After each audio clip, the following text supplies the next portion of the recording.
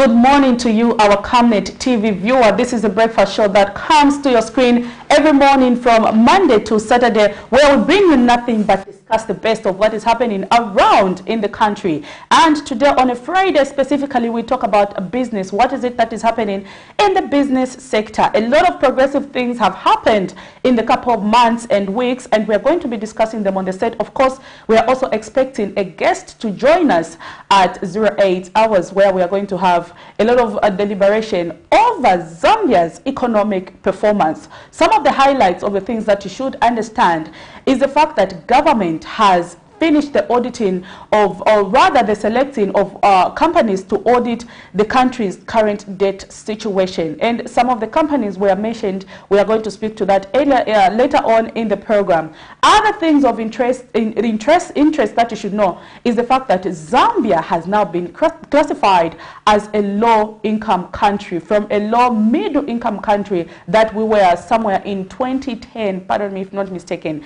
or 2011. We were somewhere there classified as a low middle income country, but now we've gone back to the low middle income, to the low status. What does that mean for Zambia's economy? We are going to have, of course, someone in studio, and we are going to be discussing that. This morning, I am your host, Prudence Tota, and of course, I'm not alone. I have been joined by a beautiful lady seated adjacent to me, who's going to introduce herself. Madam Lady, good morning. Good morning, Prudence. How are you? And good morning to our viewers out there. And of course, we have been talking about the need for Zambia's economic performance in case of maybe an improvement to actually have an effect on the ordinary man. But then we saw yesterday, like from the Jesuit Center for Theological Reflection, actually said that the cheapest town to live in right now is Kasama, which is 4,667 kwacha, which is way beyond the reach of most Zambian salaries, which hover between 1,000 and 4,000 kwacha. So really, there's that issue in Zambia here. So how is our economy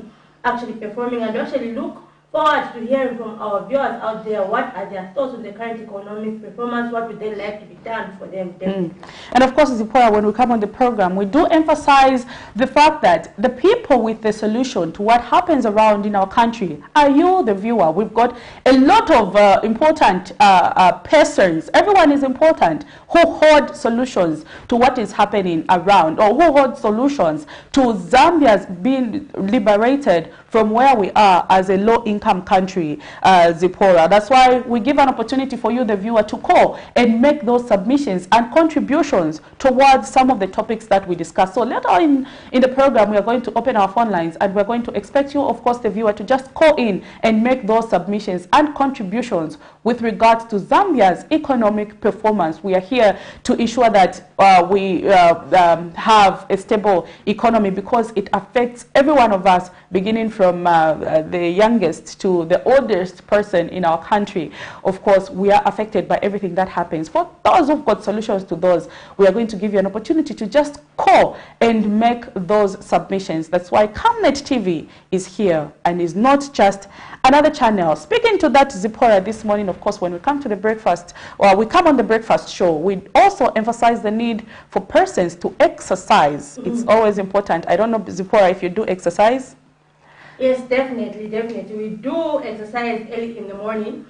And I'm sure we did our exercises this morning at home. And so just go straight into the health segment so that our people can know really what.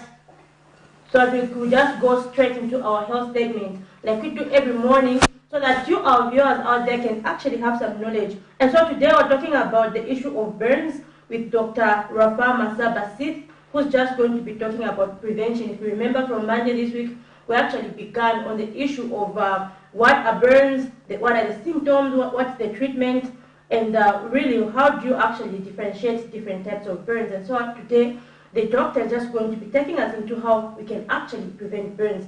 And just a reminder to our viewers that you can come forward and sponsor the health segment and get visibility for your brand. So let's just have the doctor join us and join us on the other side.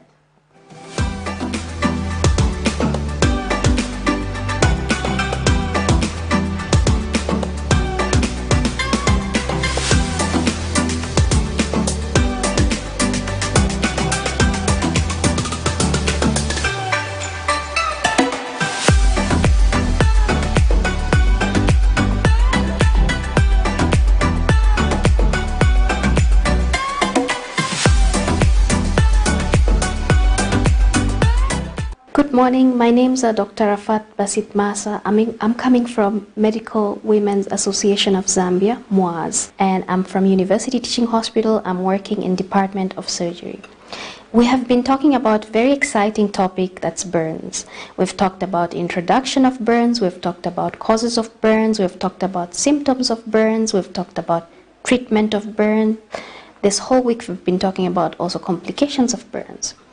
Today we're going to talk about prevention of burns. Remember, we have talked about burns, what causes burns. Remember, we talked about things that cause burns are hot water, oil, porridge.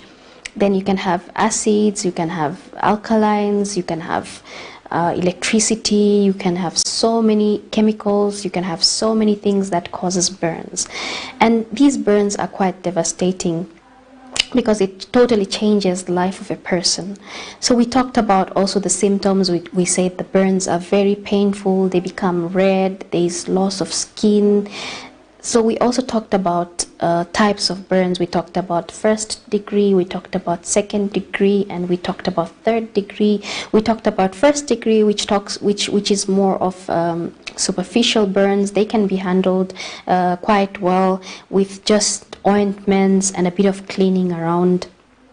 But second degree burns are slightly deeper than the first degree burns, and they need to be cleaned under supervision. So you find that they are also very painful, and they also cause you to not to move a part of your body because you are so much in pain. So it's also something very, very difficult and devastating. Then we also talked about third degree burn, which are the most devastating burns because they burn your organ can be burnt, your bones can be burnt, your muscles can be burnt, you can be really burnt deeply. And those burns actually have no pain because you have lost all the sensation in that area of your body. If it's a very big area, so it means you have lost sensation in that whole part of your body. So you find that that causes you to actually lose a lot of fluids. You find that your kidney starts to fail, your heart starts to dysfunction, you lose a lot of blood, you become very dehydrated. So all these factors that come in as complications of burns. So in terms of prevention of burns, let's make sure that we prevent our burns. We make sure that we keep ourselves safe. When you don't have electricity, when you switch on candles, make sure the candles are kept somewhere far away. They should not be so close to you that you end up, because majority of the kind of patients we receive, they sleep in the night. You find that they have put candles in their close to them, and you find that candle falls onto the blanket gets burned together with the patient, and you find they actually get very, very severe burns, and it's so difficult and it's so devastating. Getting burnt is not a nice thing. Everyone wants to have their skin the way they are. It's not nice to get burnt and lose that beautiful face of yours. It's very, very depressing. We also have people we have majority of children getting burnt, which is a very, very sad, it's a very sad thing for us, because children are our future and they are getting burned, which is not a nice thing. So you find that majority of children are getting burnt because of they are kept with the maid, and majority accidents happen because the parents, you find the father and the mother have gone out for work and they are left with their nannies, and somehow they get burned, which is also very sad. So we have to ensure that when we are keeping children, other people's children, so please make sure that you look after them like your own child.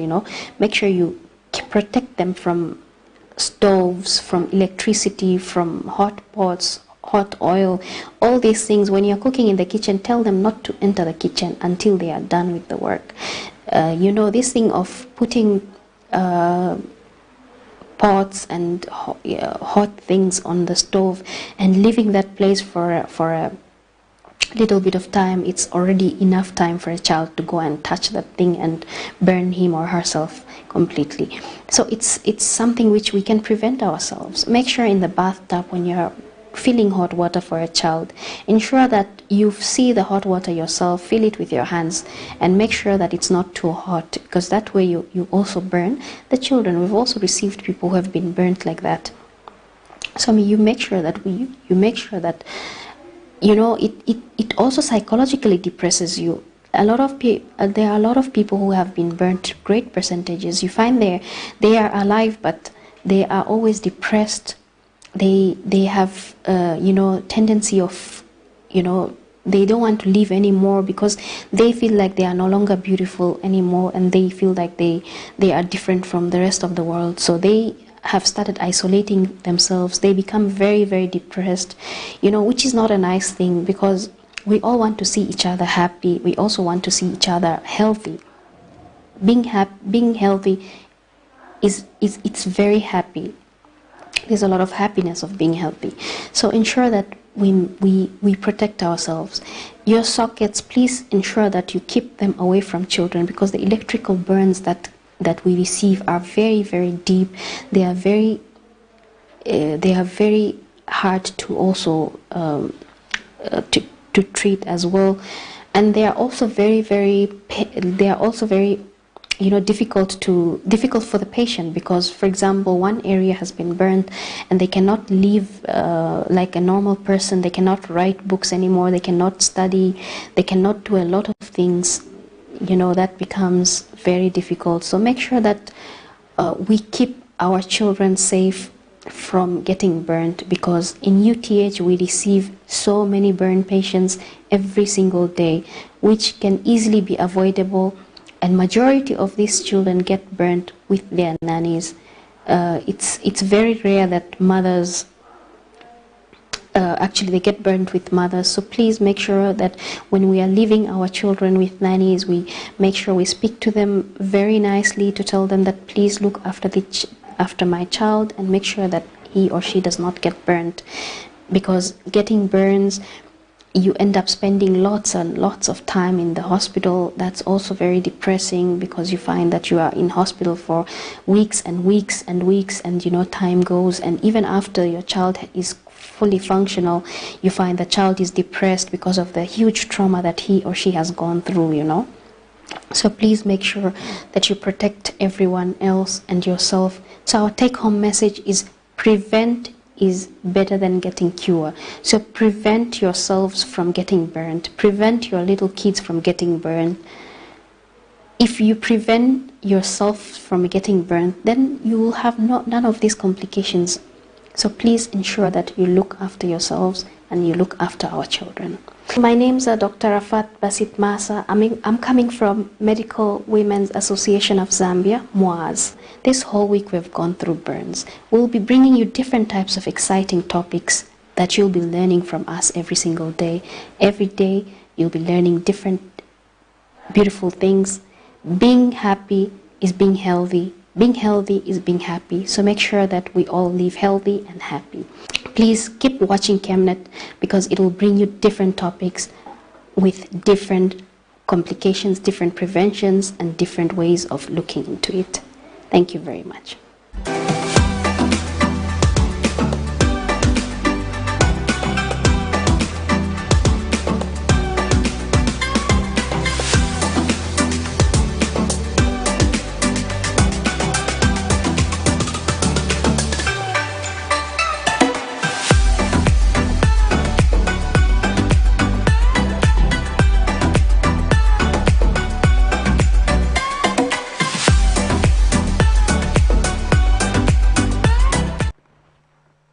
So that was Dr. Rafat Basit, who was just taking us through how to prevent burns, and I'm sure we've heard that we should not keep things such as candles burning in our houses, fire, like maybe a brazier and all those things. So really, we actually have to prevent, and we have heard that prevention is better than cure. You don't lose your beautiful face, as the doctor said.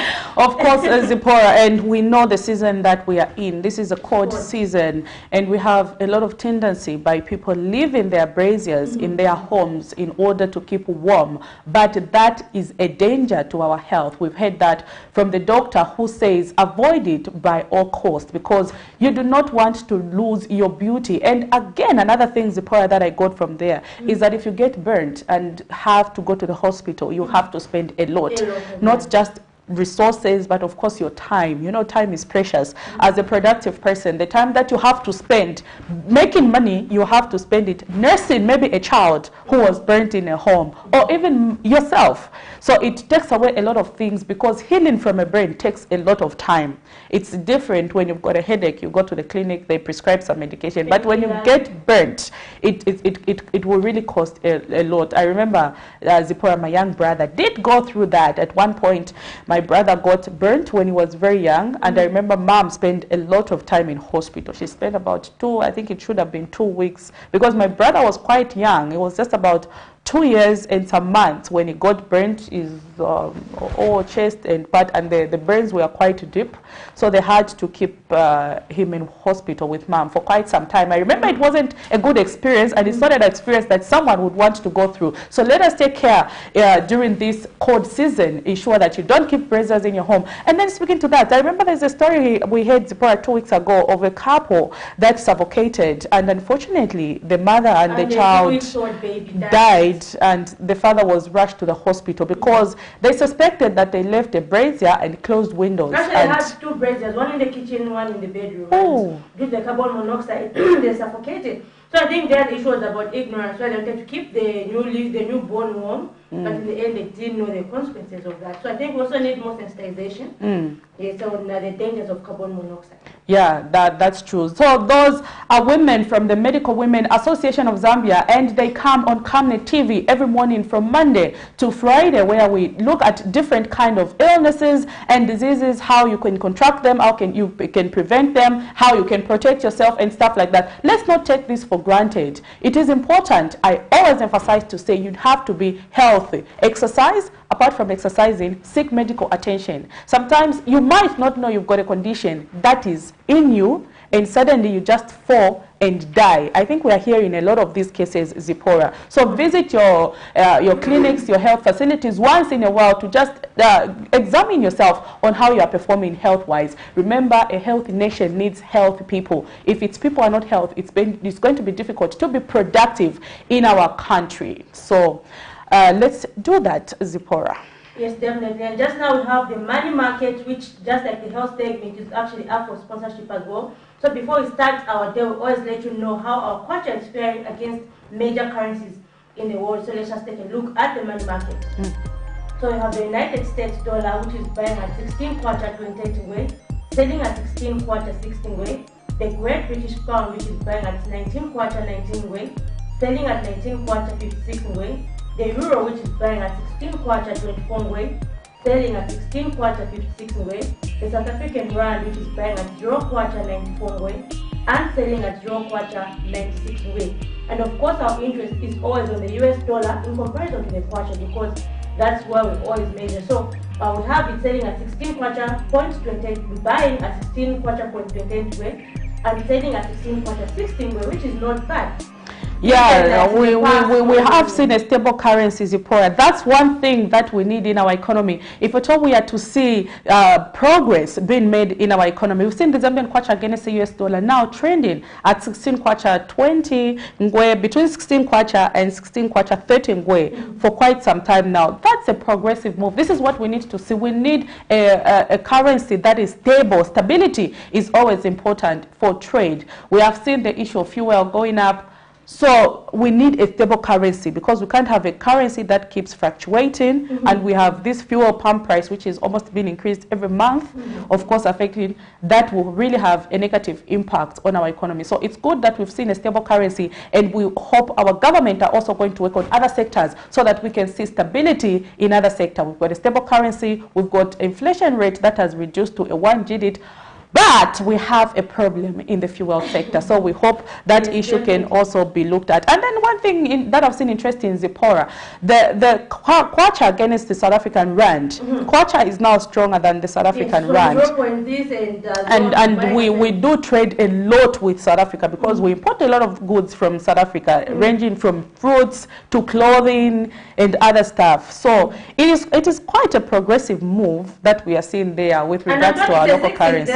Times did last week when I declared as the 60th strongest currency in Africa. Wow. So really, but then of course the concern has been us, the ordinary people, benefiting from this quarter. We need to actually see it going down to the common man in terms of prices. We should see the price of cooking oil reduce, the price of minimum, so that we can benefit from our strong currency. Of course. Talking about the reduction in the currency, Zipporah, we've seen a reduced local currency, and this has been to some sentiments. Of course, we will be discussing this in the program because we're expecting someone, an economist. We don't want to excite you, but is a very powerful economist. Their institution is really contributing a lot to Zambia's economy. So we are going to have them where we're going to discuss a lot of important economic factors. But speaking to that, we know that we are hosting the 4th session of the African Union here in Zambia. Of course, yesterday the program commenced, and this coming Sunday, 12 heads of state are expected to be in Zambia, where they will be discussing a lot of important aspects. One thing that is interesting, Zipporah, is hosting such an event of magnitude contributes to the country's economic growth, because we are seeing a lot of people coming from outside coming into Zambia. So they are pumping, others are coming with dollars, which they are pumping in our economy, others are coming with pounds, others are coming with a lot of local currencies. So what is it that we expect to see, or rather benefit from the African Union, apart from what will be discussed? We know that Zambia's economy after this will not be the same, because countries that have hosted such event of such magnitude, Zipporah, after the event is done, they will do an evaluation to see what has it contributed to Zambia, how has Zambia's economy revived after this hosting of the AU summit. So we're going to, of course, zoom in the headline to just make people understand what is it that we are talking about. So yesterday, my colleague Patrick Soko attended the African Union, where he brought us this report.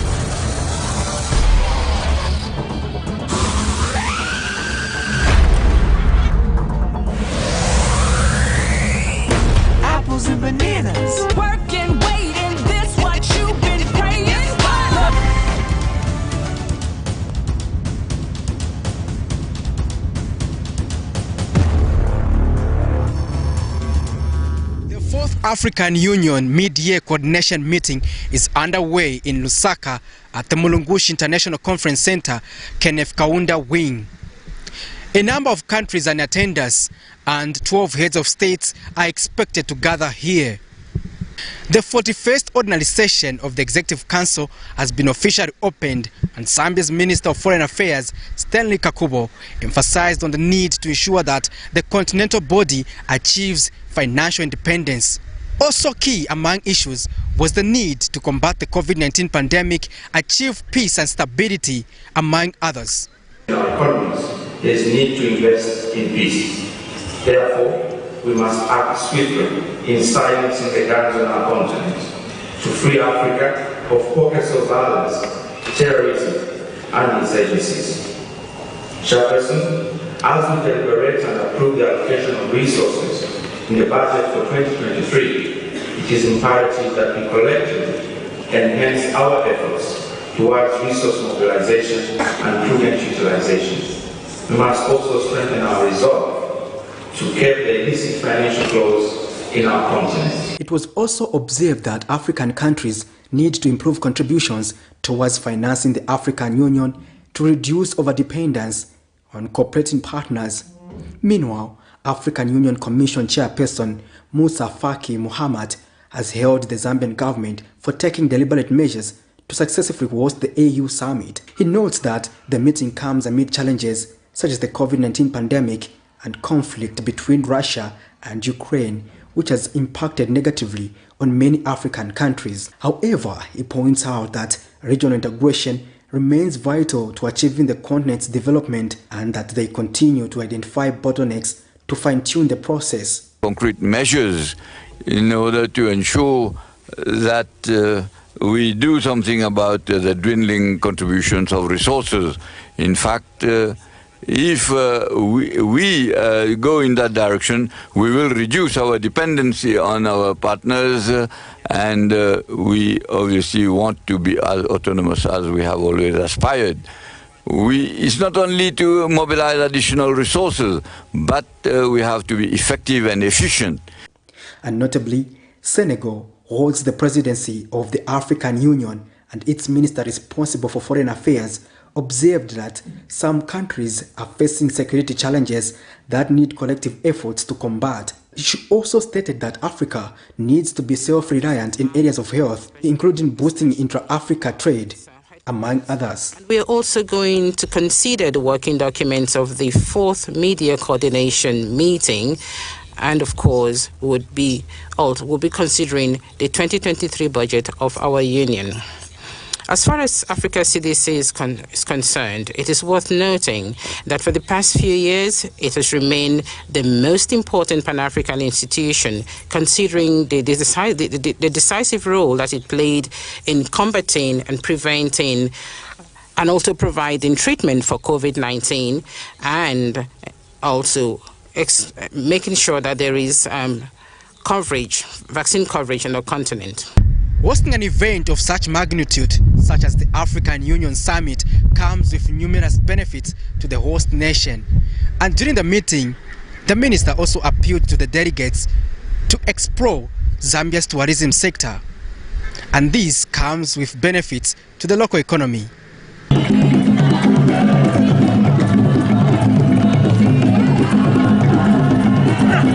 Patrick Soko, Camnet News in Lusaka.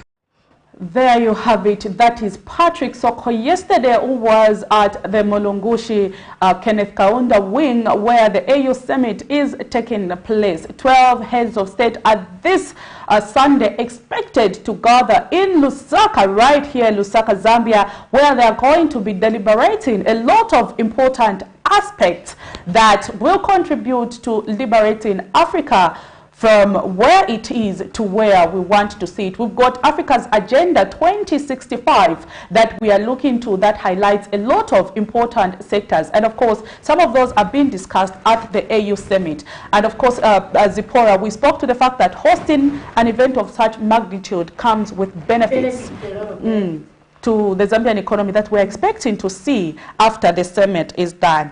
And of course, we were speaking in the background, you are wondering why the summit only has 12 heads of state when we have about 54 countries in Africa. I think that one was clarified yesterday by the representative of the AU, who were explaining why we have only 12. This is a mid-year summit of the Africa Union. A mid-year summit comprises of 13 African countries. Of those 13 African countries, 12 already have representatives from the head of state, but we have one country that does not yet have itself registered as part of those. So they do send representatives, but not their heads of state. That's why it has been reduced to 12 heads of state instead of 13. So this is a mid-year summit of the African Union comprising of 13 member states. It only has 13 member states and not all the 54 African countries. A lot of people are asking why the 12. Actually, it's 13 countries that have subscribed to the Mid-Year African Union Summit that will be attending this event. It is not for all the African countries. I think we have one event, Zipporah, that encompasses all the heads of state, the African Union heads of state. I think we do have a summit.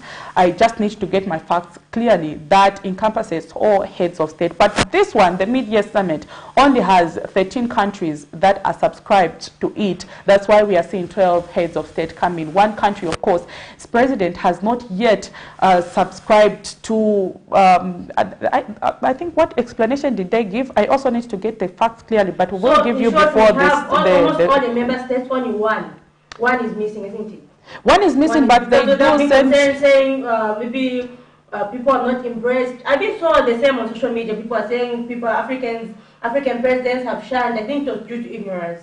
No, it is due to ignorance. I think people are not understanding that the mid-year summit comprises of 13 countries, 13 member countries that are supposed to attend. But from these 13 member countries, there is one country.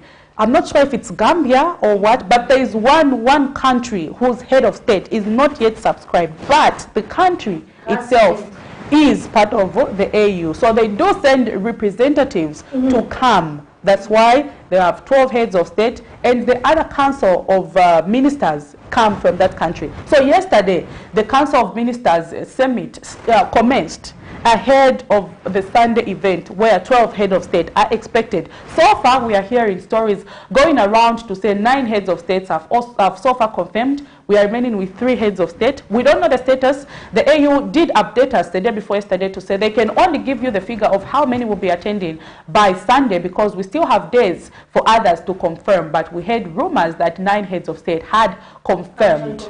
Yes. So part of the highlights or the things that the people are expected to discuss at the AU summit is the issue of peace and stability. If we have to achieve a lot of great things as Africa, we need peace. We have seen countries in Africa like Libya, and that Central African Republic, and all those which are always at conflict. Yes, and the war and stuff like that. And if you look at Libya, it is a supplier of oil that we benefit from as a country. So what happens is if these countries are always in constant fighting, it is difficult for even us as African countries to trade with them. That's why we now look to outside countries such as Ukraine. And unfortunately, it's also at war. Ukraine is equally at war with Russia. We look at Russia, pardon me, we do import our oil from Russia. Africa gets from Russia, and of course Russia now is in conflict with Ukraine, and sanctions have been imposed on Russia by other authorities, therefore posing a challenge that we are seeing even in Zambia, where now the government is saying we are not going to be subsidizing the fuel sector. Whatever happens on the international market, it has to reflect. But if Libya maybe was not in constant fight, we could have been getting our oil from there. Yes. So I think we need peace and stability. So this is what leaders are discussing. And then among other things also, we have a very important aspect of the COVID-19 pandemic. What is it that is in for Africa, Zipporah? We know we rely so much on donated vaccines. We wait until the other sector has to do it for us as Africa. So now leaders are coming. Actually be even the first to actually make some of those discoveries. And you know, there's one thing which I actually liked the other time when the COVID situation was actually still hot. The president from Tanzania who actually tested the COVID vaccine on boards and all those things. If you remember, that was it's not a bad thing. You know, people are a bit funny. It's not a problem to try. What is just a problem? Saying, oh, this goat here, they tested positive. So what are you saying? Does the goat have corona? So it's actually good to actually see the integrity of some of these things that are given to us. We need to test them for the safety of our own people. Yeah, and of course the issue of the continental free trade area, is equally going to be discussed in this summit. We have a lot of concerns. The new Dawn government says if we were the government by then, we could have not signed the Continental Free Trade Area because we feel there are some clauses that we have issues with. So I remember Minister of Commerce, Trade and Industry, Chipo Kamulenga, when he came on the breakfast show on Camnet TV, he did indicate to the fact that he is going to petition, if at all, Zambia for now can hold until they clarify or rather make some changes to the Continental Free Trade Area for Zambia to also effectively trade with other countries. We know that Zambia is an import-dependent country. So what does it mean when you open the market for goods from other countries to be coming freely on the Zambian market? So the minister there, of course, this topic will also be discussed at the African Union Summit, of course, which has commenced here in Lusaka. We will be bringing you highlights of what is happening at the Mulungushi later on in the day, maybe at 12 hours and later on after that. And of course, at 19:30 news, expect a package from what is happening at the AU. Maybe from the viewer out there, what are some of the expectations and what do you think our leaders should be discussing at this summit? Speaking about that, Zipporah, yesterday, the non-government organization, Coordinating Council, NGOCC, had a meeting where Thokozile, what's her surname? The general, Thokozile, pardon me, I've forgotten her surname, was speaking to the fact that early marriage among boys and girls should also be an issue which the leaders should be discussing at the AU. It's good to see that she was making submissions. She was making submissions and appealing to the leaders who are attending the AU to say, can you please deal with the issue of early child marriage, because it is affecting Africa from being productive. A lot of people who are supposed to positively contribute are not doing so. Why? Because they've been married off at an early stage and they are in their homes looking after those children. They can't do anything. So leaders attending the AU, can you please look into the issue of early child marriage among African countries? And we also plan international actually also coming in to contribute on the same issue, whereby we should actually put in place strong policies as African countries, whereby we reduce the issue of trafficking of young girls across borders. Definitely, because that has been a concern. They're saying we have a high number of child trafficking of maybe sex for sexual purposes and all that. So we need these strong policies as countries to actually curb down on some of these crimes. So we have a lot of expectations definitely from different stakeholders on what should come out from the AU summit. And so moving on, talking about the economy still, Prudence, yesterday we saw the Civil Society for Poverty Reduction, CSPR, and the Jesuit Center for Theological Reflection, JCTR, actually talking about the implications of Zambia being reduced from a lower middle income to a low income country. So they say this has opportunities and challenges. So they say, for example, this will actually increase donor aid for us. So a lot of donors will come on board. But then they say, on the other hand, it will also actually limit our borrowing for commercial purposes. But overall, they say this is actually a reflection of how we as a country have failed to manage our economy over the past few years. So it says it speaks to our poor economic performance and failure to manage our economy yesterday. And so really, let us take a look at that story on poverty that was done yesterday from the two civil society organizations, and just now open our phone lines to just hear your views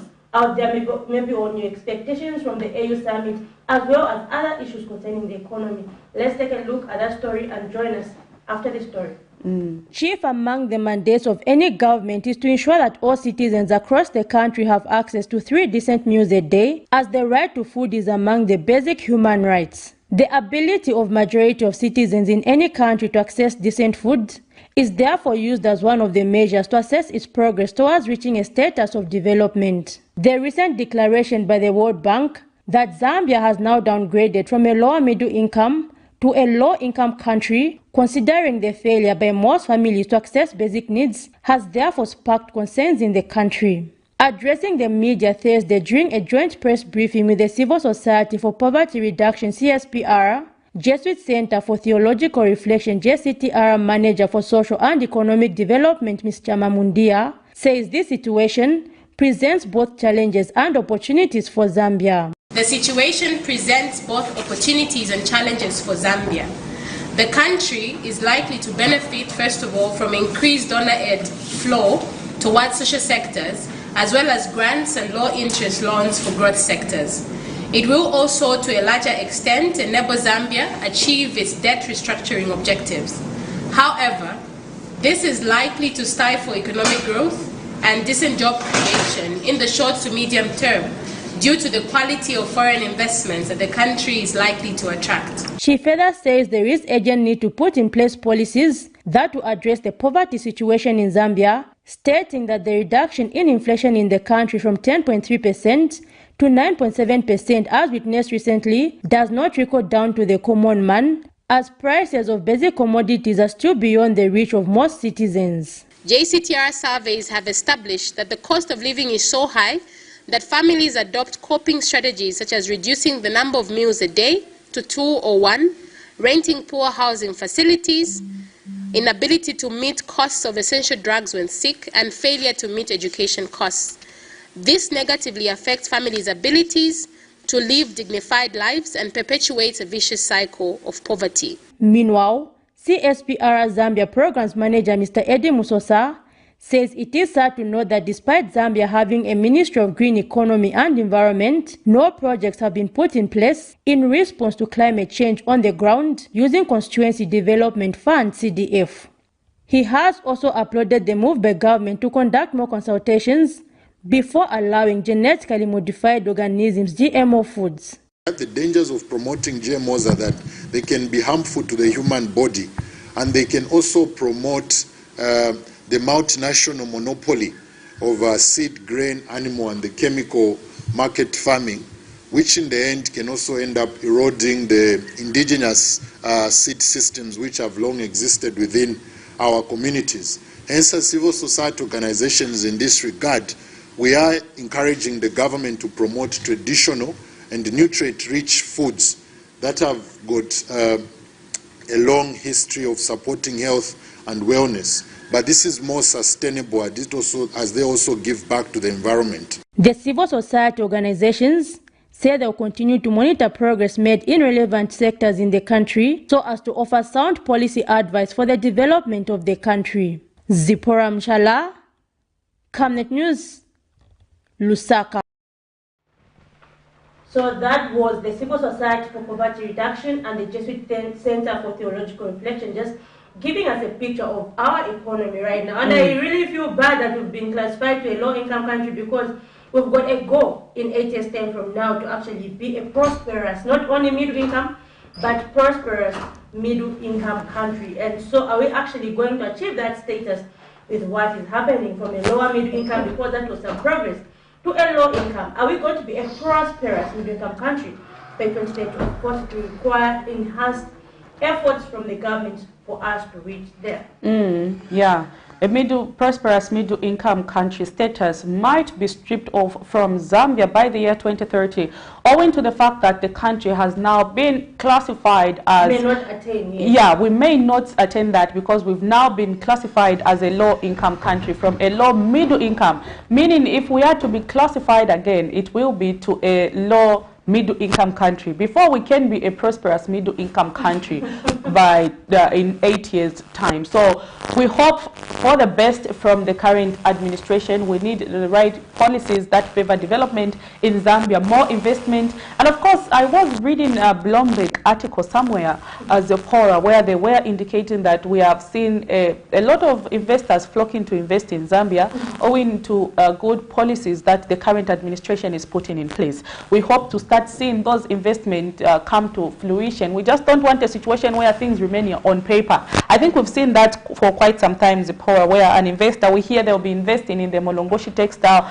and it just remains on paper. We don't see anything come out of that. We do hear a lot of stories where they say this investor will be coming into the country, and as time progresses, some of which we've even forgotten that they pledged to invest in Zambia, because that has not come to pass. So we need to see investors who actually come to Zambia to invest, and their investment begin to make an impact on the Zambian economy. I was yesterday joking with my colleague Patrick Zipporah when we were at the Molongoshi Conference Center. I was saying the magnitude of this venue requires a lot of employees for it to be maintained. So I was saying it's job creation. Oh, thanks to the Chinese government for that. The Molongoshi Conference Center, the Kenneth Kaunda Wing, is a beautiful structure. Very beautiful. And actually, since we're hosting the African Union, we have a statue there. Within African Union. Yeah. It's really, really beautiful. It's really beautiful, and I was looking at it, it's really big, and in my head I was imagining for this to be maintained, even the activities that we have, it means there is increased manpower for people who are cleaning, for people who are cooking, for people in the protocol office, for people now guarding the place. We have at least increased manpower. So such kind of investment are needed in the country. We might not really see the impact now, but the impact is there. So we need investment, maybe just away from infrastructure. We need investment that are going to provide both formal and informal employment in Zambia. Speaking about employment, today, Friday, the 15th of July, 2022, we are expecting the list of teachers that have been selected in the recruitment of 30,000 plus teachers to be released in the Zambia Daily Mail newspaper. For those already who have started buying newspapers, let's get to hear what you have to say. Are you impressed with what you are seeing in the paper today? I don't know if the names are out in the morning, Zipporah. I haven't yet gotten a hold of the paper since we came early, but anyway, there are lots of expectations. And yesterday I saw Chief Atari went live on Facebook saying, tomorrow I'm waiting for the paper. I want to see who's from which region, who's from which party, but really we've been promised that this has been done transparently. I think we need to stop looking at regionalization, Zipporah. I think it has been done fair. Of course, like we were told that this was actually like decentralized to make sure that we reduce issues of corruption and all that.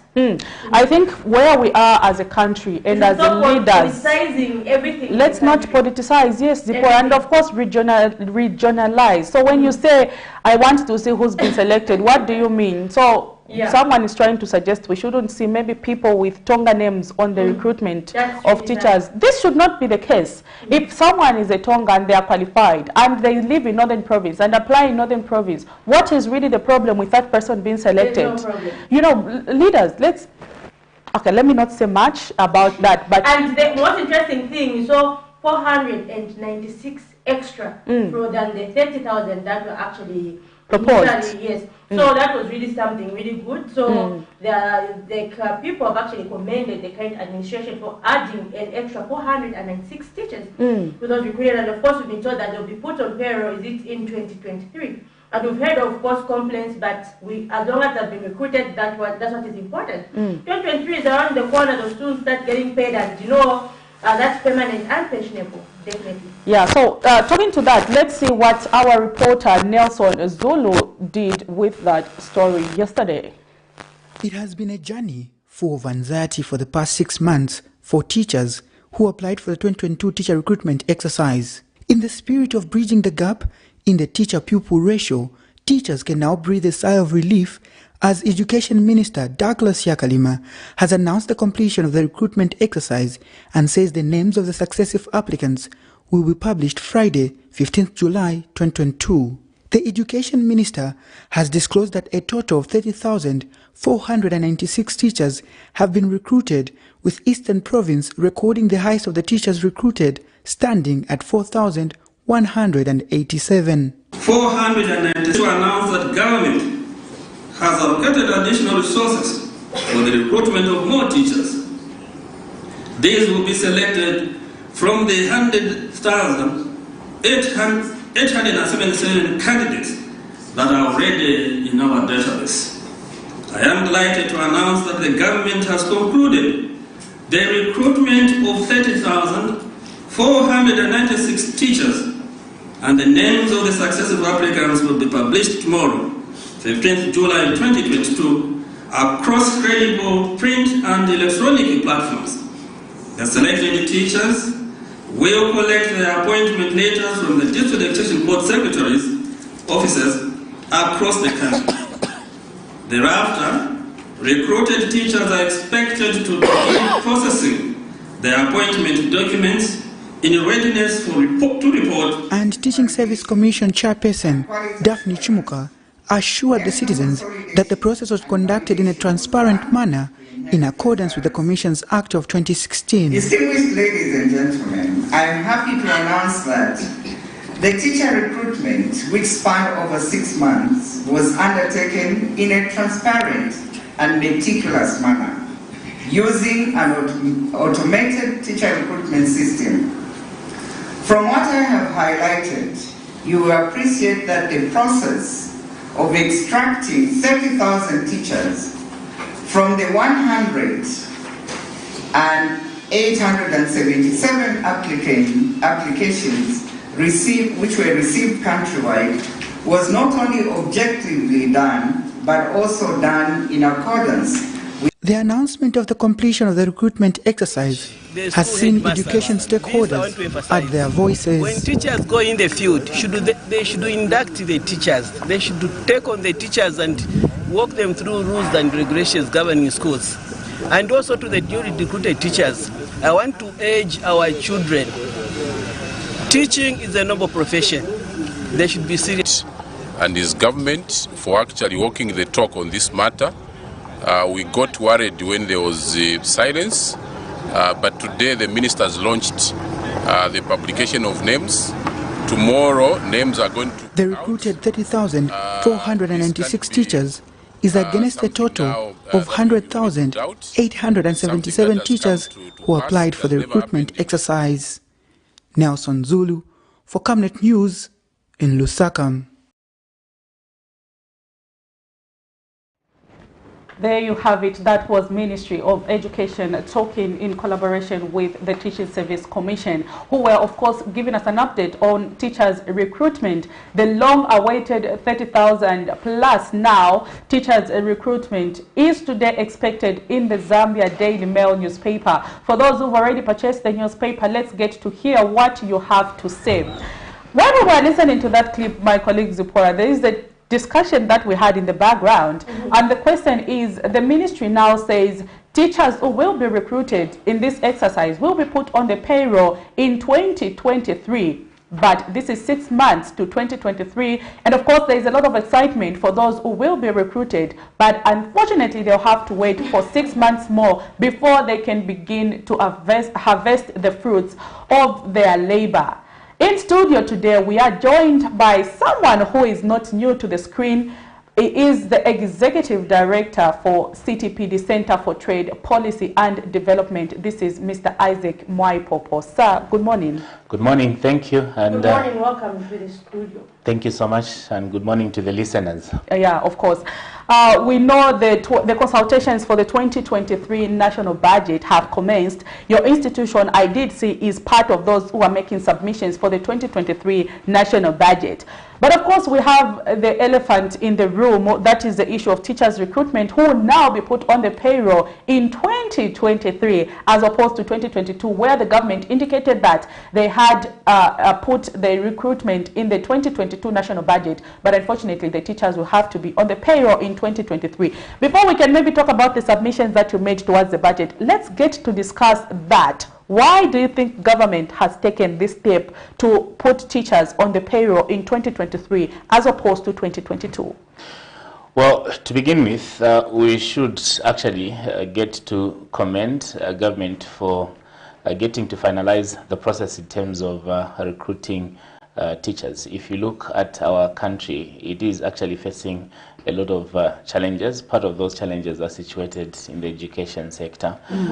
We have many schools that lack qualified or trained teachers, and when we heard about the recruitment of teachers, we thought that it would be the first step towards actualizing improved access to education for our brothers and sisters. And the announcement indicating that the recruitment exercise has been finalized, and as of today there will be a publication in the Daily Mail, is news that was very good to hear. With regards to the teachers being deployed in 2023, from the Center for Trade Policy and Development, we think that it might be attributed to constraints that the country is facing with regards to financing. If you look at the 2022 national budget, which was above 170 billion kwacha, part of it was to be financed through borrowing. But before we can even talk about borrowing, there's already a big conversation we've been having in the country with regards to the country's level of debt. And this debt has actually impacted quite negatively on the country to have enough resources that it can use towards development initiatives. Just to give a basic example, if you look at a budget, for instance, let's say a budget is 100,000 kwacha. One of the things that has been happening in the Zambian context is that if the budget is 100,000 kwacha, what we have had is that close to 50,000 kwacha has been going towards paying of debt, and then about 40,000 would be going towards the paying of salaries for civil servants.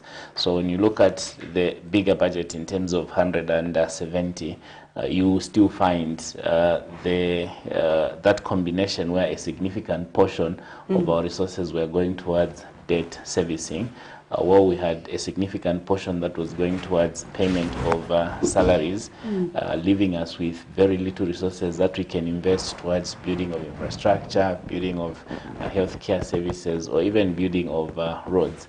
As a result, one of the recommendations we've been advancing from the civil society is that the government will need to work very hard to ensure that this debt that we have is restructured.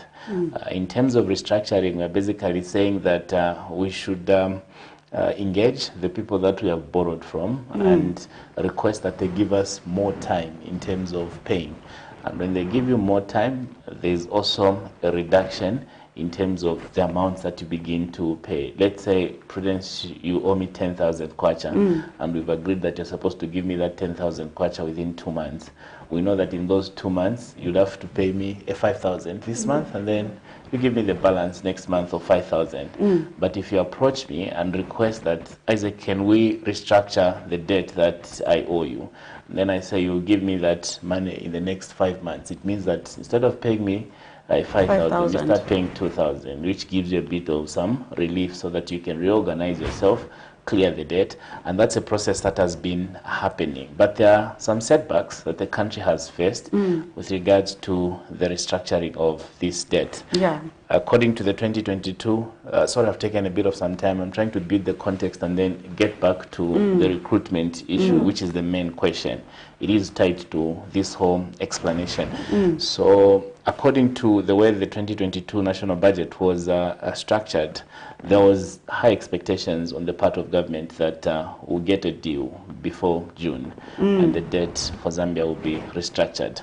But a number of things have happened in between that have led to delays in terms of the committee that is looking at our case, agreeing, and the latest dates that have been given indicate that as of September, maybe we might have a substantive position for approval of our request for debt restructuring, as well as an IMF program. So remember, at some point in our country, we also received some support from the International Monetary Fund. It was known as the SDR, Special Drawing Rights. This was basically money that was given to us to allow us to respond to challenges related to COVID-19. And in some ministerial statements, there was mention from government, I remember, indicating that part of that money will actually go towards the recruitment of teachers and health personnel.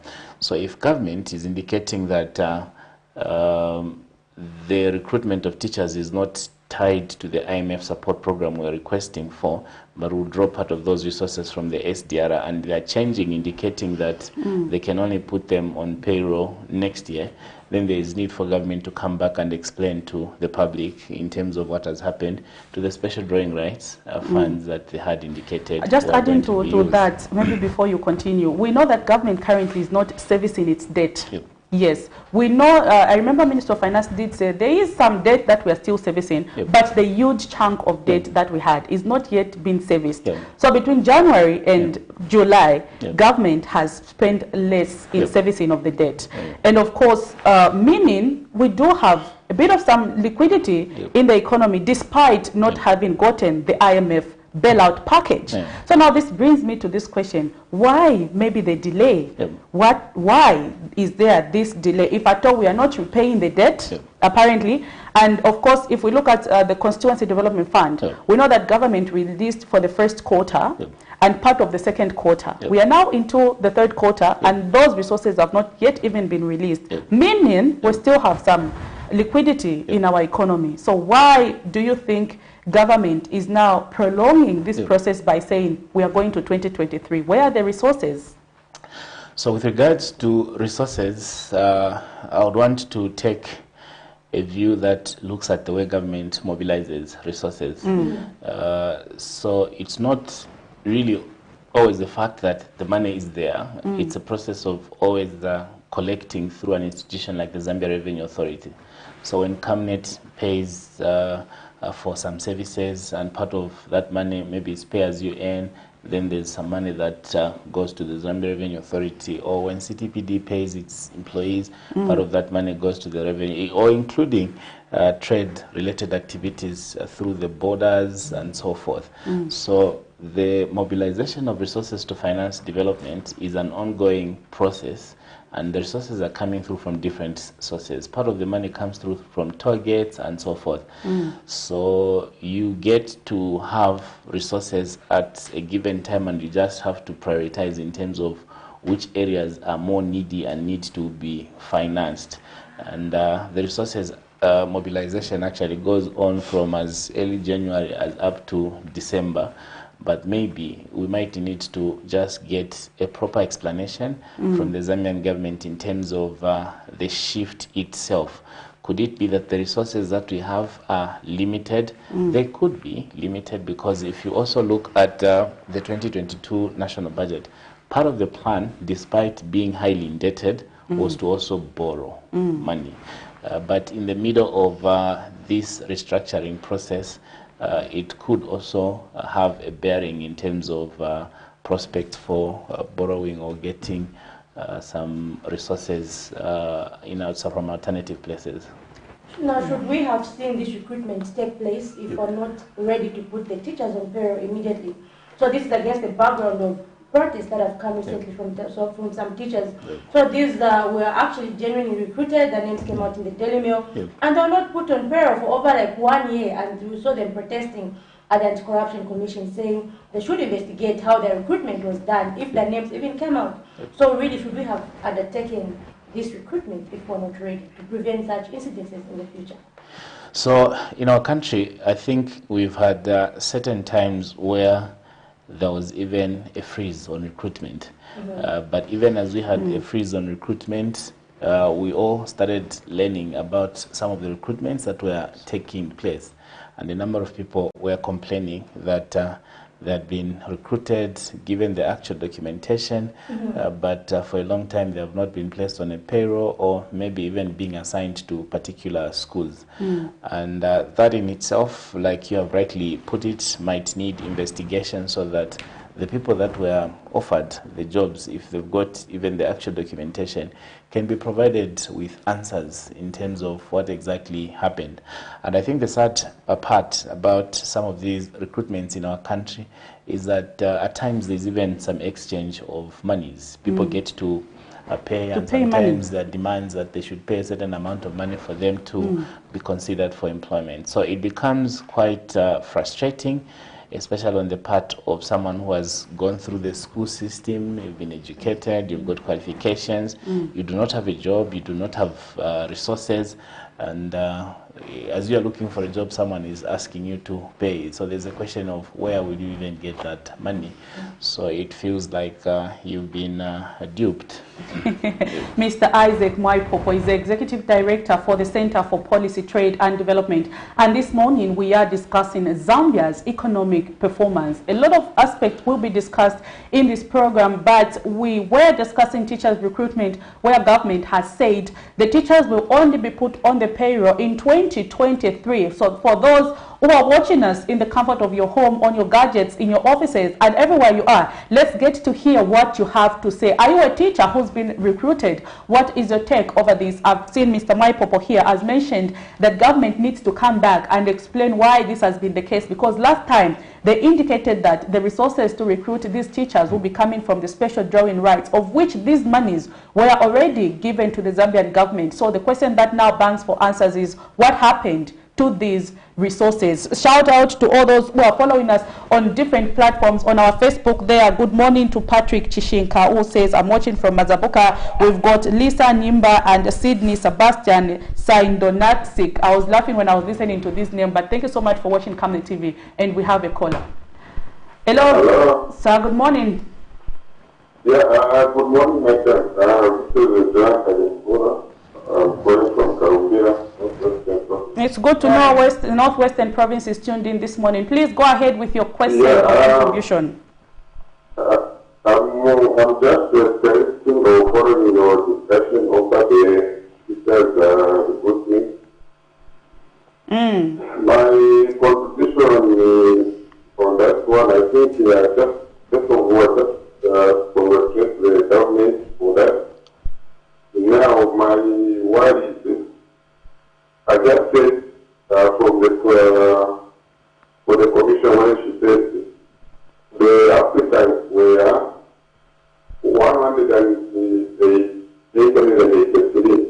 Now look at the gap which is remains and the number the government has increased, meaning we have more teachers out there now to share the community without employment.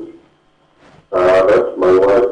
I think on that one, government has to wait hard for it to employ even those teachers who have remained. Thank you very much. Thank you so much, sir, for that contribution. Of course, is concerned about the number that has remained unemployed, saying 30,000, despite it looking as if it's a big number. If you look at the gap, it's quite big, and government needs to work hard in order to fill that gap. Maybe CTPD now, looking at the budget expectation for 2023, let's talk about some of the things that we need to see in the 2023 national budget, even as stakeholders have made their submissions, more especially in our mining sector. Thank you so much. So before we can begin to share some thoughts or thinking with regards to what can be contained in the 2023 national budget, I think it's also very important to look at the 2022 national budget, because it should form some kind of the basis or a baseline under which you then cast your expectations for a subsequent year. So with regards to 2022, I think we are already seeing some of the challenges like what we are discussing, where that there are certain plans and pronouncements that were contained in the budget that we are speaking to jobs, and we are halfway through the year. Though recruitments have been done and finalized, there are changes indicating that we can only put these people on the payroll getting into 2023. I think for us, it speaks to constraints that we need to be alive to. It also might clearly be pointing to the fact that resources are very limited, as much as our ambitions might be very high. So as we look into 2022, our expectation from the Center for Trade Policy and Development is that our plans should be realistic. Our plans should also be backed up by well thought through strategies in terms of how we can implement them, so that beyond maybe getting the Zambian people excited, there should be some process of being realistic in terms of the extent to which we can fulfill some of those plans that we contain in the budget. There are also issues related to domestic resource mobilization. This is basically the process through which we mobilize resources to finance development. So according to the latest tax bulletin from the Zambia Revenue Authority, they are indicating that they are on course with regards to mobilizing resources according to the target in the 2022 national budget, under which they were tasked to collect somewhere around 90 billion kwacha before the end of this year. But the bigger question that we need to be asking is, if you compare our target in terms of domestic resource mobilization against the actual budget, a budget of around 170 billion, and we're expecting to get most of close to 90 billion within our economy. There should always be a big question around that deficit in terms of the gap. To what extent can we start working towards increasing our ability to mobilize the revenues within the country so that we gradually start reducing our reliance on debt? This would be very important if we are to become more independent as a country, if we are to reduce some level of interference, especially from countries that will become highly indebted to. So within the 2022 or 2023 national budget, our expectation is that government will clearly set out strategies that they plan to employ in terms of improving our ability to mobilize resources to finance the budget. And part of the strategies should be speaking to the mining sector, like you have rightly pointed it out. We need to ensure that the taxes that we are getting from the mining sector are reflecting the actual activities that are happening in the sector. There is need to close up loopholes that lead to illicit financial flows, and there is need to ensure that the taxes that are being paid, especially by the multinational companies, are fair enough to also allow this country to benefit from the resources that are being extracted. I think the other aspect related to mining is around the need for government to put in place deliberate measures where they can support artisanal and small-scale miners. Within the artisanal and small-scale mining sector, that's where we have a lot of citizens that are engaged in the extractive or the extracting of minerals. So supporting this sector is like directly supporting Zambians to participate in mining activities. And in terms of the support that the artisanal and small-scale miners might need, it speaks to issues related to obtaining of geological data, you know, for most of the miners to get to know in terms of the resources that a particular area might have. They need experts that can do some tests, that can do some assessments and assist them. I think the other aspect is speaking to formalization. A lot of the artisanal and small-scale miners struggle to obtain certain benefits because they operate in the informal setup. So simplifying the process of them formalizing and beginning to access some support such as the procurement of equipment, some support such as capacity building would be very key towards unlocking the potential that the artisanal and small-scale mining sector has.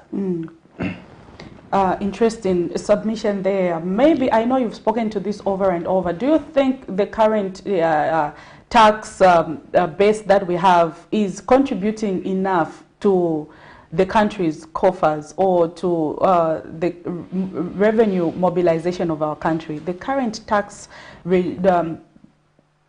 what's the word? Regime? Yes, the current tax regime that we have. Do you think it is really contributing enough to the government coffers? So the tax regime is actually broad, and there are several sectors. There's agriculture. Hello? Hello, good morning. Good morning. Is this Camnet? Yes, you're through to the Camnet breakfast show. Kindly tell us your name, where you're calling us from, and go ahead with your contribution. Okay, this is Kavinda from Somrezi. Okay. Can you hear me? Yes. Good to know that Ology is watching. Please go ahead. Yes, madam. I would like to pose a question concerning the teacher recruitment, especially on the payroll.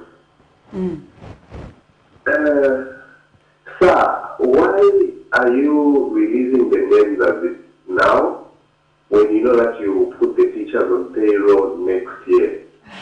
And in these 6 months, how are the teachers going to be surviving for the next 6 months to the time they will start receiving their pay, how are they going to be surviving? If you're not paying them now for 6 months, why deploying them? Then again, if you don't deploy them, how are they going to survive? For some of them will come out from the private schools where they will be teaching because they've been deployed under the government and they won't be getting paid up to next year. What is your plan? How are you looking into this issue? Especially 6 months, I think it's too long. You're supposed to wait if you are not ready to pay the teachers for now.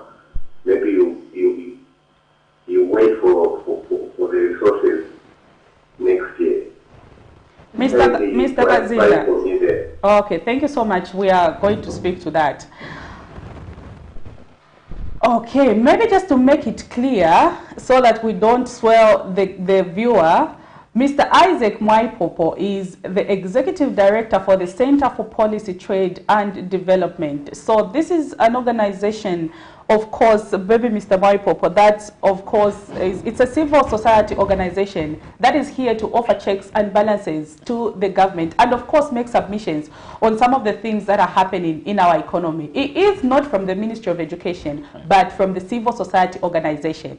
And of course we were speaking to the teachers recruitment as into why this has been the case, and he explained that in the program. Maybe let me give you an opportunity to just say something about what our viewer has said, but you have a point, and next week hopefully we can get someone from the Teaching Service Commission or from the Ministry of Education to appear on the program so that they can respond to some of the questions that you have to raise. So we will be bargaining the offices to see if we can get someone on the program. So just stay tuned to Camnet TV, and hopefully next week we can get someone from the Ministry of Education or from the Teaching Service Commission to come and explain to the viewer out there. But maybe just a chance to Mr. Mwaipopo. Well, we actually share the concerns that he has, and some of the concerns are speaking to this difference in terms of time. Like we are 6 months into 2022. We already have another 6 months to go before the end of 2022. And if you publish the names now and then you are recruiting them or maybe placing them on payroll getting into 2023, it feels like defeating the whole purpose of just finalizing and announcing. But on the other side, I think we might also have to understand that the citizens have put a lot of pressure on government to fulfill the promises that they had made, and part of those were reflected in the 2022 national budget. Probably the government was hoping, against hope, that ultimately some of their plans would fall in place and they would be able to get the teachers on board. And as a way of just demonstrating commitment, maybe they opted to ensure that they finish this whole process and publish the names. We followed with keen interest how citizens, through their representatives in Parliament, are making the demands, trying to ask for specific dates in terms of when the actual recruitments will actually take place. It's there in the TV stations. You've seen also a number of protests happening here and there where people are demanding that the recruitment process should be expedited and finalized, which is very good. It goes to show that we have an active citizen. They are not taking casually what our public officials are saying and even what our politicians are saying. So it is also a reminder to all the political parties, that is in the ruling party as well as in the opposition, that the days have now changed. We have citizens that are actively demanding for answers, and they follow through in terms of what they are saying. That's why you see that every time politicians say something different, citizens are able to pull a clip, they're able to pull a statement that was said 3-4 years ago to just try and compare what they were saying then, especially during the times that they were campaigning for public office. Nonetheless, we are here. A step have been taken. Names will be published. I'm sure it's not only for the teachers. Very soon you have the people from the health sector also demanding that the list equally be provided. I'm sure it will still give some level of comfort for those that would have appeared to be part of the list, though there was a concern which you had actually raised that was speaking to a huge number of people that will still remain unemployed. If you look at the percentage of those that will get an opportunity. It's also speaking to how big the problem is in our country. Our country has been undergoing a lot of economic challenges which have impacted negatively on our ability to create new jobs and also ensure that the economy is growing. So it then means that going forward, this new administration should realize that the problem is bigger than they might have probably imagined. So there is need to bring Zambians together and try to find common solutions to the problems that we have. It's a fact that this government is not going to create all the jobs for the people. So if it is not going to manage to create all the jobs, then there is need for this government to innovatively identify private sector players and stakeholders that can help to complement their efforts. And in complementing their efforts, there could be certain expectations that those private sector players might have.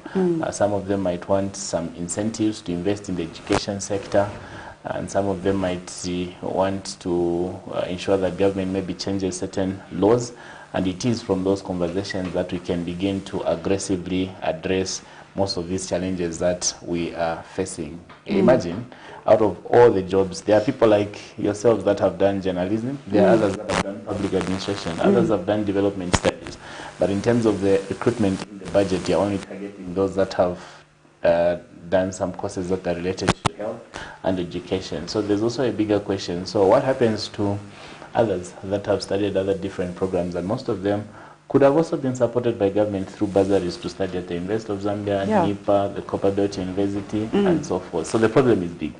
Yes, definitely. And maybe going back to the issue of tax, yesterday we saw the Civil Society for Poverty Reduction and the Jesuit Center for Theological Reflection actually suggesting that we should peg the corporate income tax for mines at 35%. So maybe you can just explain to us the types of taxes that are there maybe for the mines, and what are your expectations as a TPD to make sure that we as a country are not left with leftovers from our own mines. So there are various taxes that are paid by mines or companies. There are taxes that are related to mineral royalty. There are taxes that are related to pay-as-you-earn, that is for employees. There's also the income tax. So these taxes are computed differently. And if you look at these taxes, part of the taxes, they are like mineral, like rent for extracting resources. And then some of these are related to profits that these companies make.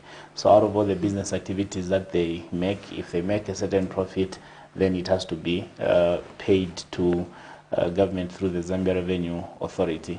But what has been observed through a number of studies that have been done with regards to the performance of our taxes, it has been observed that a huge component of money that the Zambia Revenue Authority obtains comes from individuals.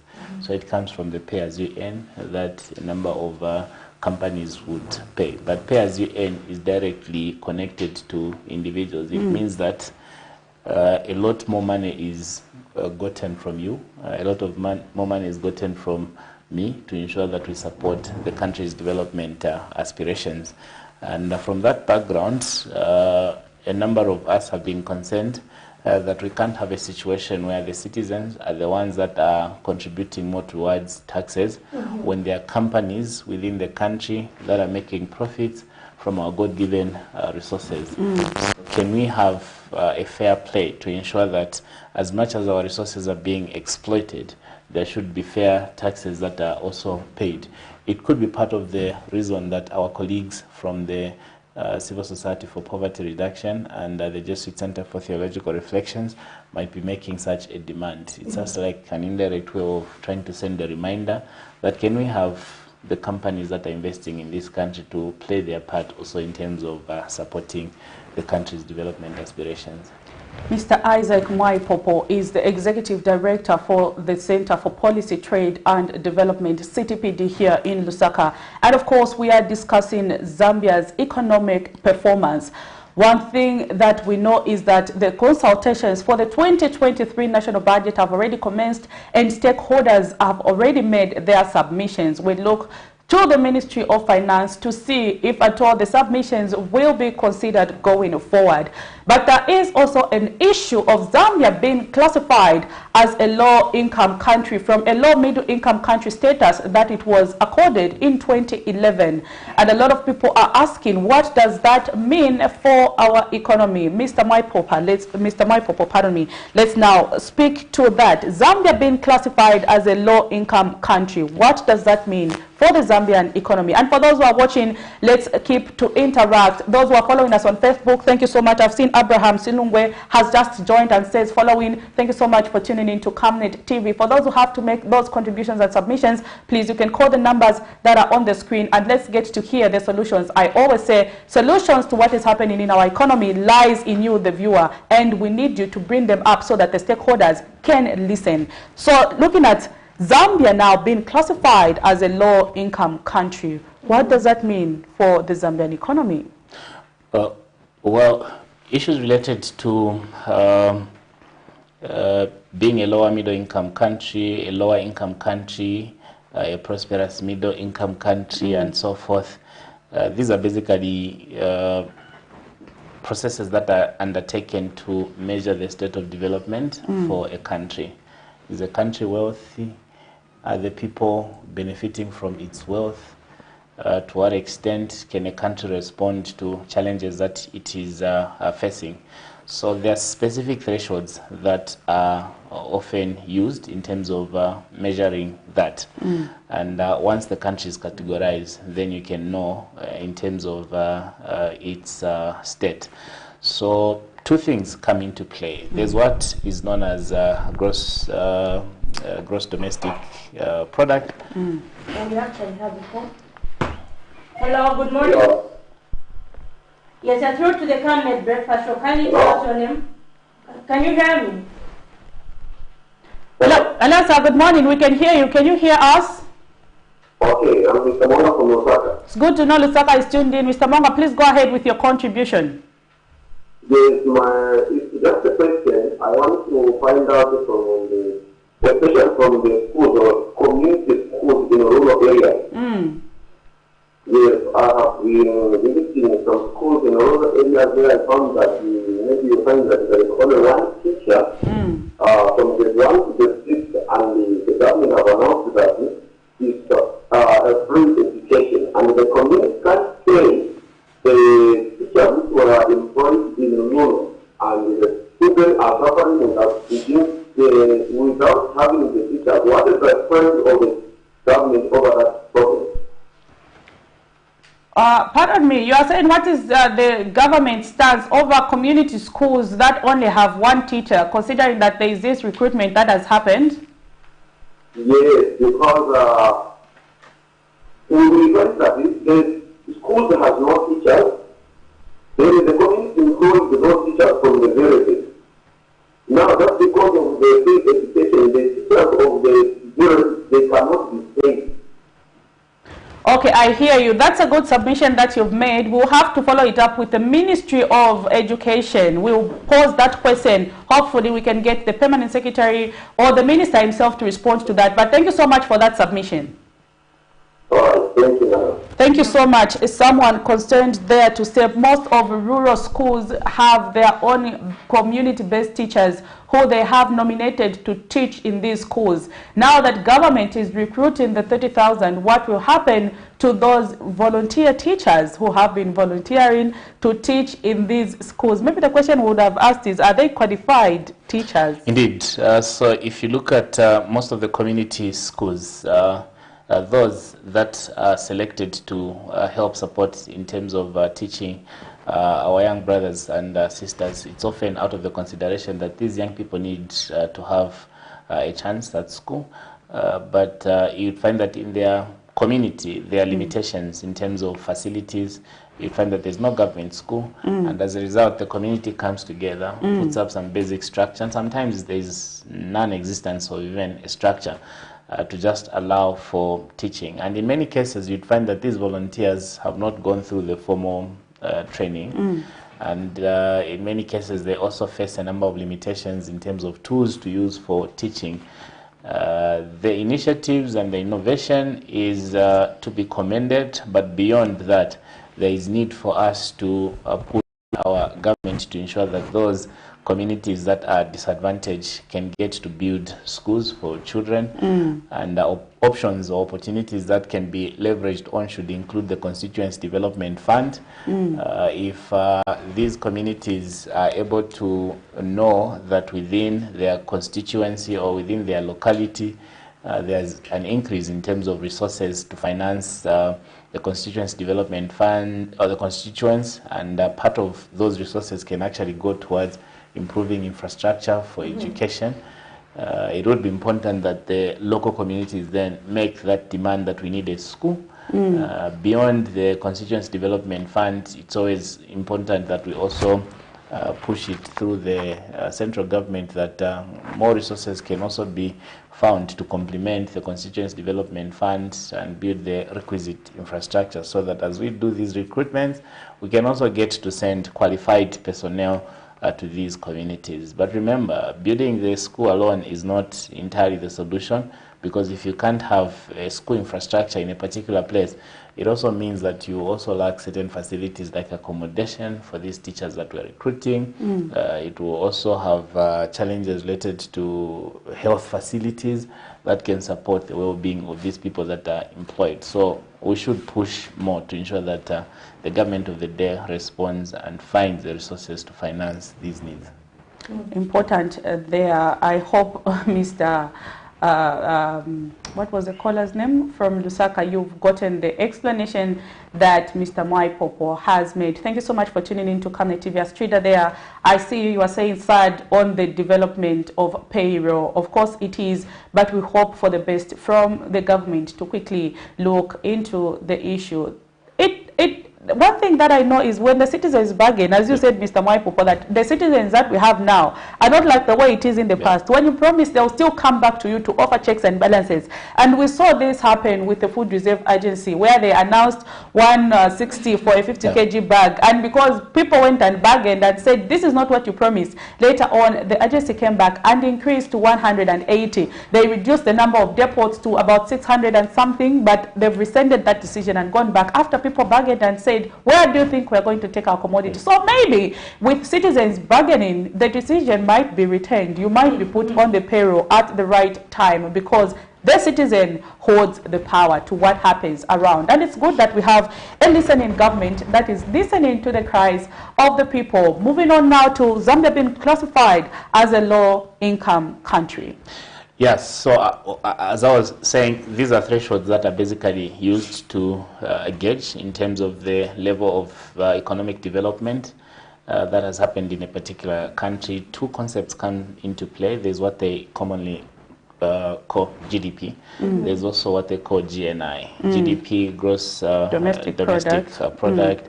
The GNI, which is the gross national income. For GDP, basically measuring the outputs per year, that is the economic activities that are happening, that involves both foreign nationals as well as local firms or nationals.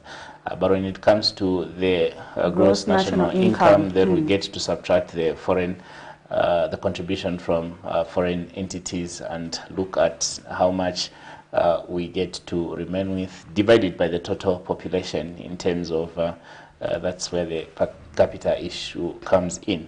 So like in the case of Zambia, between a certain period, somewhere around 2005 to somewhere around 2014, 2015, we're experiencing good economic performance. Our economy was growing at a good rate, close to 5 to 7%. And during that whole period, if you look at our GDP or gross national income, it had also increased to an extent that we ended up being classified as a lower middle income country. And that in itself was giving a strong impression to our development partners and our trading partners that the country is growing, economic activities are helping to improve the welfare of our people, and the country is slowly becoming competitive to trade. And that's where we also started seeing the country qualifying for certain competitive resources, especially those that are commercial, issues related to Euro bonds and so forth. But again, if you look at the period from somewhere around 2005, especially around 2010, 2011, up to where we are, we've also experienced a number of economic challenges. Some of them as a result of poor policy choices. Some of them are as a result of external factors that were beyond our control. Those external factors can include, I think you remember we had a power or an energy crisis at some point, which led to debt accumulation, but we've also faced some challenges that are related to climate change that have impacted negatively on our ability to produce enough food. But we've also had the COVID-19 pandemic that has impacted quite negatively, disrupting economic activities, the supply of goods and services. But on the other hand, there are also self-inflicted problems such as the public debt that we borrowed carelessly, without investing into strategic sectors that were going to unlock economic activities and ensure that we manage to mobilize resources from those economic activities to pay for the debt. So we became trapped as a country, and we've seen a reduction in terms of those two yardsticks I was talking about. As a result, we've been reclassified back into a lower income country. What this means is that our people have basically become more poorer. It also means that the economy is not performing well, and there is need to pull it back on path.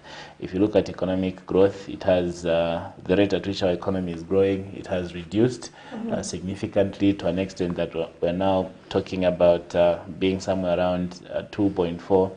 It had even gone in the negatives. So we need to actually work hard and ensure that we pull ourselves back. There are pros and cons, of course, to being a lower middle income country.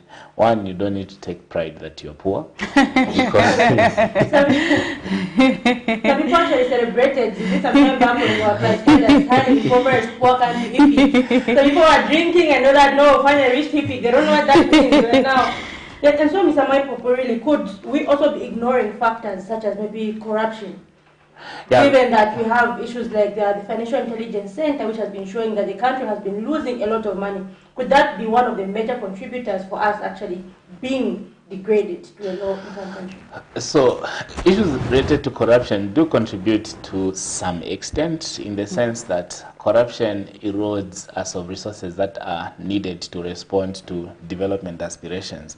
The challenge that our caller was raising with regards to lack of infrastructure in rural areas for children to have an opportunity to access education might be linked in some way to someone that might have profited or benefited from resources that should have otherwise gone towards setting up such infrastructure. It could also be that you have good intentions of getting resources, investing them in the right sectors so that you can jumpstart economic activities, but a few people that have vested interest end up jeopardizing that, then ultimately you start having a challenge, in the sense that the resources that you might have borrowed have not gone to the right places. So there are several factors that actually contribute. There are also issues related to low productivity.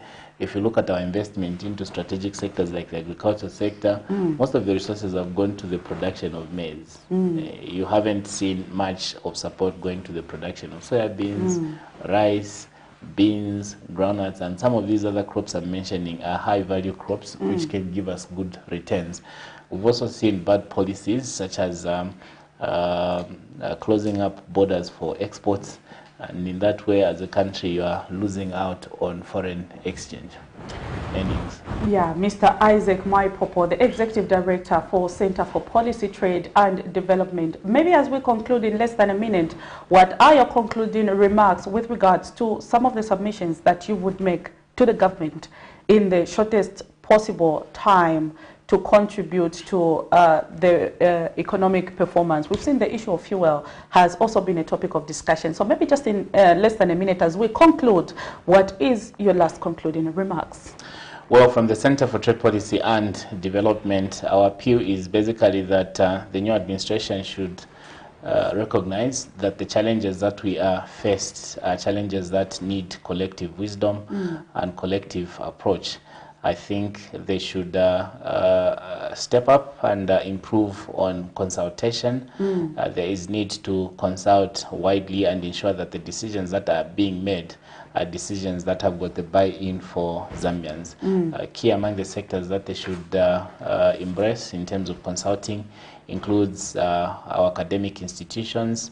These are institutions that have got brains. We have highly educated people, well-exposed individuals that can help the government think through a number of issues. We have the private sector players who might have ideas that can help to turn around the economy. It is good that the government is thinking of setting up a platform that would bring public officials and the government into some space to relook at reforms. There is need to also consider engaging the civil society organizations that have remained critical in terms of informing the masses, complementing government's efforts related to development, but also ensuring that certain processes are influenced to the interest of the citizens. Thank you so much, Mr. Mwaipopo, Executive Director for the Center for Policy, Trade and Development. And on the program today, this Friday, we were looking at Zambia's economic performance. We have seen quite a number of happenings in our economy, and of course one of them, Zambia being degraded to a low-income country from a low-middle-income country. We've also seen the issue of teachers recruitment and government saying they will put them on the payroll in 2023, despite government earlier having said they had mobilized resources for the recruitment of teachers and health workers. A lot of important aspects have been discussed on the program. In case you're just tuning in, this program was being streamed live on our Facebook page. You can just go and listen to what we discussed, and then solutions always lies in the people. I emphasize when I come on this program, that's why we need people to just call and make those contributions and submissions. And of course, in concluding, Mr. Mwaipopo here has mentioned the fact that government needs to do wide consultations over what is happening around, because the solutions are with the academia, the people in the private sector, and others out there. Let's build Zambia together, because we only have one Zambia, one nation. From me, my colleague Zipporah Mshala, who looks very tired because she's waking up early in the morning, and from Mr. Mwaipopo and the entire Camnet TV production team, it's bye for now. God bless you. See you on the other side.